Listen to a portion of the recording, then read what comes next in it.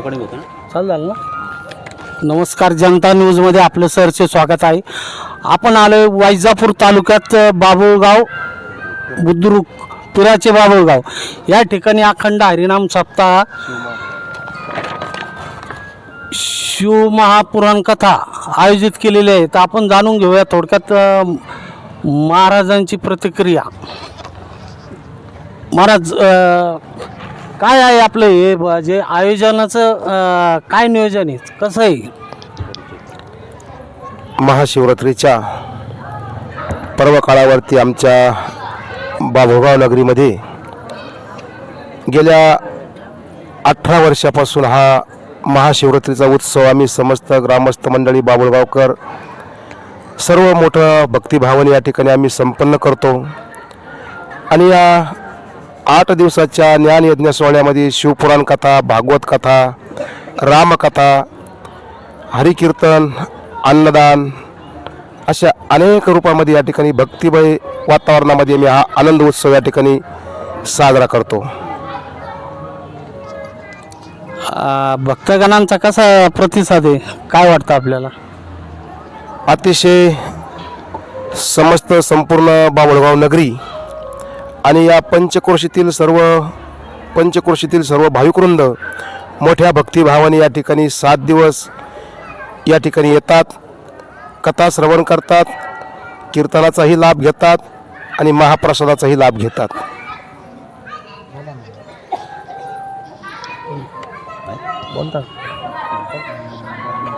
यानंतर आमचे मित्र पत्रकार खोतकर साहेब बोलतील.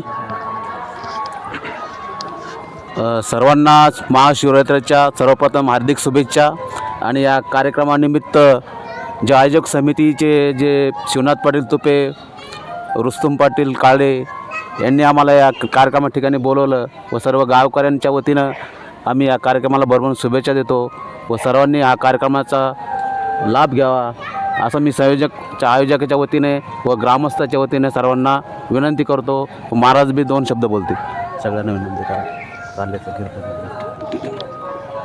या ठिकाणी खऱ्या अर्थानं सांगायचं म्हणजे तशी आमची बाबुळगाव नगरी म्हणजे अतिशय महान पुण्यवान नगरी आहे. कपिलेश्वर नदीच्या तीर्थक्षेत्रावरती हे गाव वसलेलं आहे आणि या ठिकाणी साक्षात कपिलेश्वर महादेव मंदिराचं ज्योतिर्लिंग या ठिकाणी फार पुरातन काळामधलं त्या ठिकाणी ते आपल्या समोर उपस्थित आहे. आणि मग या भक्तिमय वातावरणामध्ये गावाचा उत्कृष्ट असा आम्हाला चांगल्या प्रकारे या ठिकाणी सहभाग या ठिकाणी पाहायला मिळत आहे.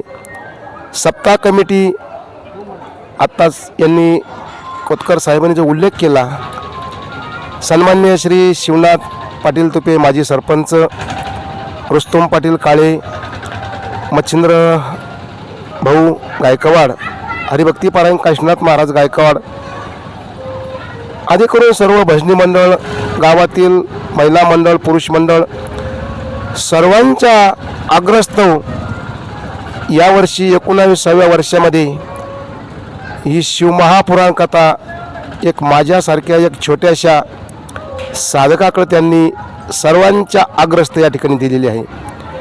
म्हणून या यूट्यूबच्या माध्यमातून मी सर्वांचं मनापासून आभार व्यक्त करतो, सर्वांना धन्यवाद देतो.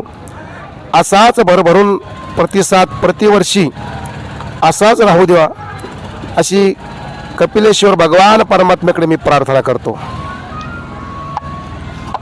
धन्यवाद महाराज.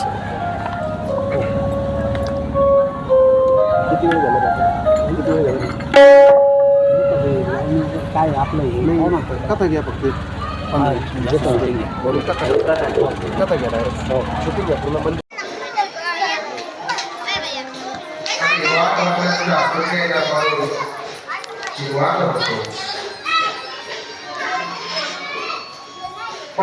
माणूस सर्वात करू शकत नाही जर वाढ होण्याची आशीर्वाद असेल. म्हणून आई थोड्या बाजूला आई आशीर्वाद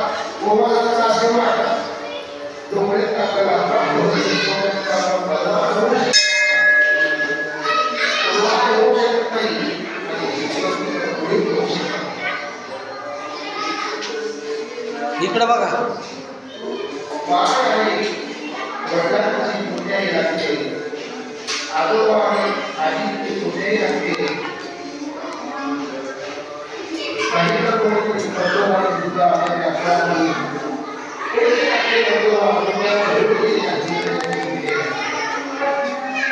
कोणत्याही शिवाय होऊ शकत.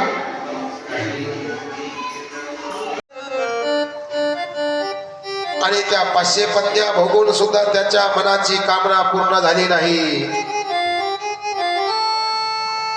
भोग विलासामध्ये बुडून गेलेला आहे तो राजा. मनुष्याने भोग किती भोगावे, भोगाची परिसीमा आहे, भोगाला सुद्धा मर्यादा आहे. 1 नाही 2 नाही 10 नाही 100 नाही तर 500 पत्त्या जशा स्वर्गातील देवांगण आहे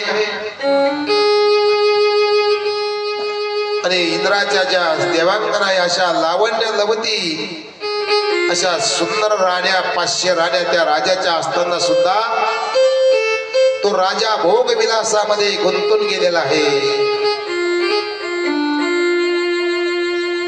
एवढ्या 500 पत्त्या भोगून सुद्धा त्याच्या मनाची कामना अजून पूर्ण झालेली नाही.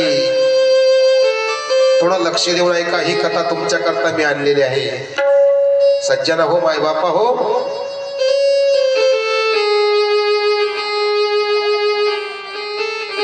गोड कथा आहे. त्याच्या घरी असं वर्णन आहे, इतकं ऐश्वर्य आहे, इतकं ऐश्वर्य आहे.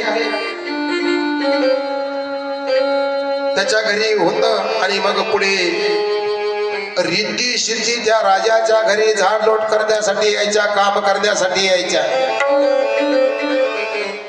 इतका राजा पुण्यवान होता तो सोमदत्त नावाचा राजा. रिद्धी सिद्धीने त्याला विचारावं, राजा साहेब काय काम आहे ते सांगा.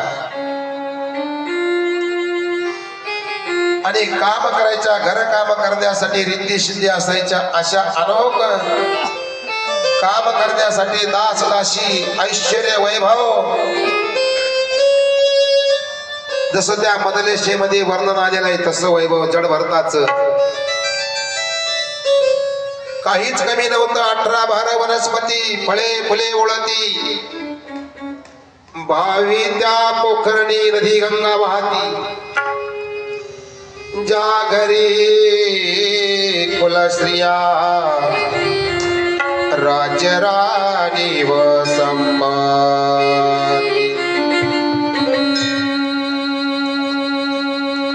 राजवाड्यासमोरून नदी गंगा झुळझुळ झुळझुळ वाहत आहे. दारासमोर फळं फुलं ओळलेले आहे. झाडांचे फळं कधी संपत नव्हते, वृक्षाचे पानं कधी संपत नव्हते. 18 भार वनस्पती, फळे फुले ओळती, भावी त्या पोखरणी नदी गंगा वाहती. अशा अनेक स्त्रिया त्या ठिकाणी काम करण्यासाठी होत्या त्या सोमदत्ताकडे. आणि मग त्या ठिकाणी तो भोग विलासामध्ये रमलेला आहे. 500 पत्त्या भोगून सुद्धा त्याची वासना पूर्ण झाली नाही. इतका तो भोगविलासामध्ये गुंतून गेलेला आहे. भोग हा किती भोगावा त्यासाठी सुद्धा काही मर्यादा आहे, त्यासाठी काही सीमा आहे. म्हणून इतकं ऐश्वर्य होतं त्याच्या घरी. आणि मग पुढं रिद्धी सिद्धी त्याच्या घरी काम करण्यासाठी येऊ लागल्या. एवढं ऐश्वर्य प्रचंड धन आहे त्याच्याकडे, कशाचीच कमी नाही. सामान्य नव्हता तो राजा.